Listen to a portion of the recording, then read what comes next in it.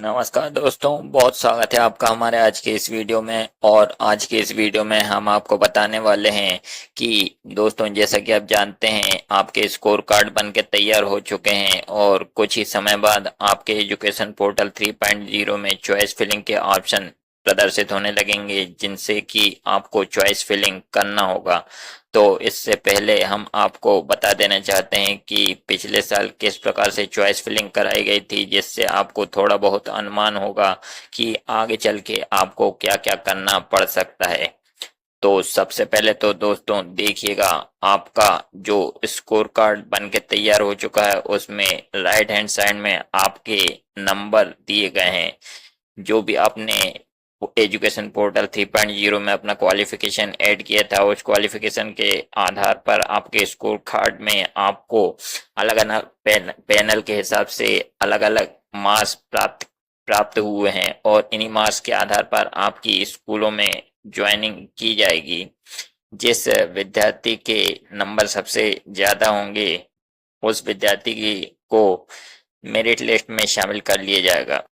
अब देखिएगा दोस्तों, पिछले साल जो चॉइस फिलिंग कराई गई थी वो गेट फैकल्टी पोर्टल पर कराई गई थी, और इस साल जो चॉइस फिलिंग कराई जाने वाली है वो एजुकेशन पोर्टल 3.0 में कराई जाने वाली है। तो इन ऑप्शंस में थोड़ा बहुत अंतर देखने को मिल सकता है, लेकिन मेन जो प्रक्रिया है वो लगभग इसी प्रकार से रहने वाली है। तो इसमें सबसे पहला वाला ऑप्शन जो आपको दिखाई दे रहा था वो अपलोड प्रोफाइल फोटो का ऑप्शन दिखाई दे रहा था। सबसे पहले आपको अपनी प्रोफाइल फोटो अपलोड करनी पड़ती थी। उसके बाद नेक्स्ट जो ऑप्शन आपको दिखाई देता था वो था व्यू माय वैकेंसी। इस वाले ऑप्शन का आपको यूज करना पड़ता था। जब आप इस व्यू माय वैकेंसी वाले ऑप्शन पर क्लिक करते थे तो कुछ इस तरीके का पेज आपके सामने ओपन हो जाता था।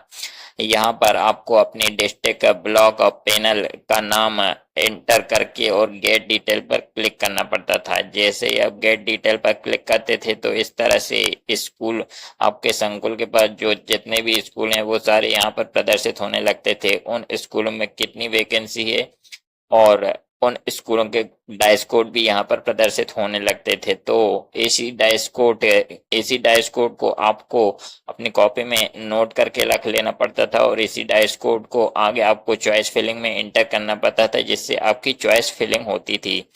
तो अब इसके बाद इसी पोर्टल में एक नया ऑप्शन आपको यहाँ पर register choice for counselling counselling का दिखाई देता था। तो जो भी स्कूल आपके संकुल के पास है और जिस स्कूल में आपको चॉइस फिलिंग करना होता है उसमें आपको अपने जो स्कूल आप जिसमें आप काम करना चाहते हैं उसका डाइस कोड यहाँ पर एंटर करके अपनी चॉइसेस को रजिस्टर करना पड़ता था। और अगर आप बाद में किसी स्कूल का नाम परिवर्तित करके उनको उनका क्रम बदलना चाहते थे तो यहाँ से एडिट चॉइस फॉर काउंसिल का एक ऑप्शन दिखाई देता था। उस पर क्लिक करके आप अपनी इंटर की गई चॉइसेस को बदल भी सकते थे। अब इसके नीचे आपको एक ऑप्शन दिखाई देता था लॉक चॉइसेस फॉर काउंसलिंग। तो जब आप अपनी सभी चॉइसेस फिल कर देते थे काउंसलिंग के लिए और जितना भी आपको परिवर्तन करना था उतना आप परिवर्तन करके सारी चॉइसेस को फाइनली इंटर कर देते थे, उसके बाद आपको अपनी चॉइसेस को लॉक करना पड़ता था लॉक चॉइसेस फॉर काउंसिल विकल्प का प्रयोग करके। और सबसे लास्ट में प्रिंट चॉइस फील्ड डिटेल्स है, यहाँ पर क्लिक करके आप अपनी चॉइस फील्ड डिटेल को प्रिंट करके अपने पास रख लेते थे।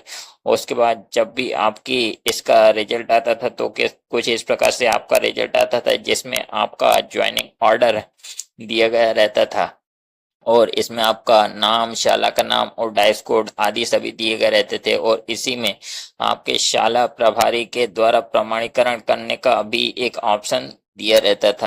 जब शाला प्रभारी आपके ज्वाइनिंग ऑर्डर को अप्रूव कर देता था तो पोर्टल पर ही आपका एक नया ऑप्शन ज्वाइनिंग रिक्वेस्ट का प्रदर्शित होने लगता था। उस ज्वाइनिंग रिक्वेस्ट वाले ऑप्शन पर आपको इस अप्रूवल, आपकी जो दस्तावेज है इसको अपलोड करना पड़ता था। अपलोड ज्वाइनिंग रिक्वेस्ट वाले ऑप्शन में अपलोड ऑर्डर का एक ऑप्शन दिखाई देता था, वहां पर जाकर आपको इस दस्तावेज को अपलोड करना पड़ता था और शाला प्रभारी के पास जाकर इसका सत्यापन कराना पड़ता था। शाला प्रभारी जब इसको वेरीफाई कर देता था तब कहीं जाकर आपकी ज्वाइनिंग होती थी।